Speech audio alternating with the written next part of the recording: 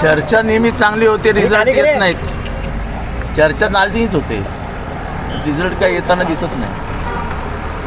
मी त्यांनाही विचारलं पुण्यात दादागिरी कोणाची चालते, तर तेही हसत काय उत्तर देऊ शकले नाही.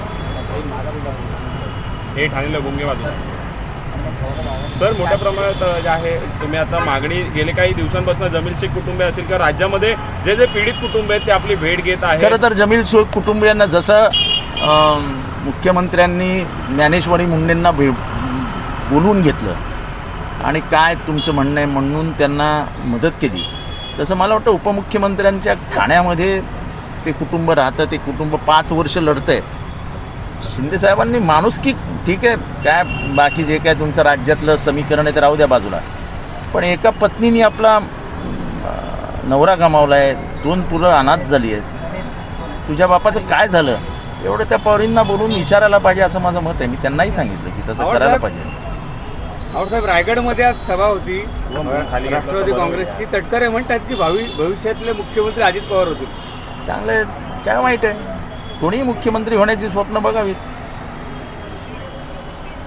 त्याच्यात काय मला काय म्हणजे स्वप्न बघणं हा प्रत्येकाचा अधिकार आहे. मला पण वाटतं मुख्यमंत्री व्हावं, मी पण रात्री कधी कधी स्वप्न बघत असतो.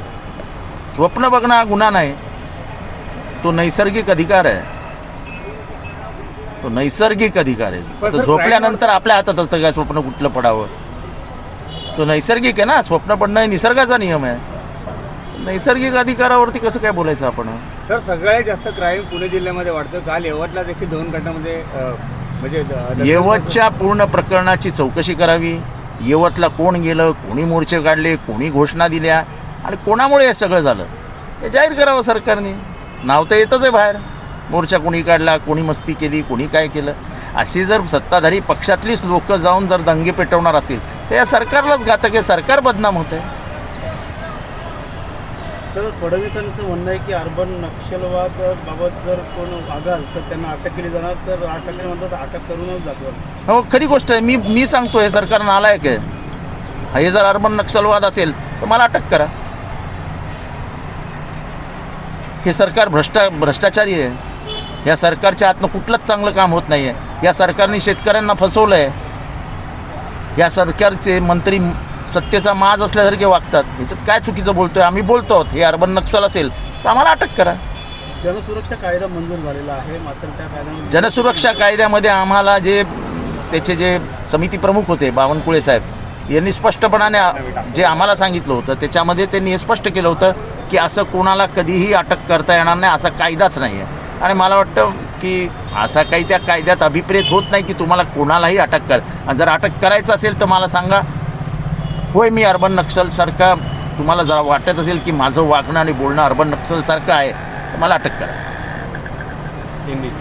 तर राज ठाकरे असं म्हणत आहेत की उद्योगधंदे बाहेर चाललेले आहेत ते परत आणावेत असं ते तसं सांगतात. उद्योगधंदे बाहेर जातातच आहे. तुमचं इलेक्ट्रिसिटीचं बिल 100पर्यंत आम्ही फ्री करणार आणि 100वरती 101 युनिट झाले की 17 रुपये बिल लावलं आहे. 17 रुपये.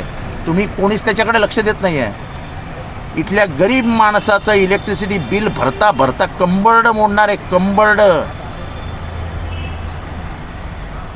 कोणीच या प्रश्नाकडे गांभीर्याने लक्ष देत नाही आहे. 100 युनिट फ्री केलेत.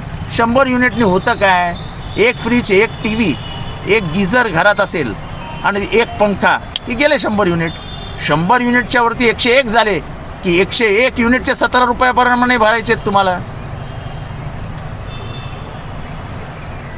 म्हणजे एवढं दाखवायचं आणि एवढं काढून घ्यायचं. म्हणजे एक घास तोंडात द्यायचा आणि दातच पाडून टाकायचे. गुजरातमधली शेत जमीन आहे ते पण परप्रांतीयांना विकत घेता येत नाही तसं राज ठाकरे म्हणाले. नाही याबाबत काय मला माहिती. सर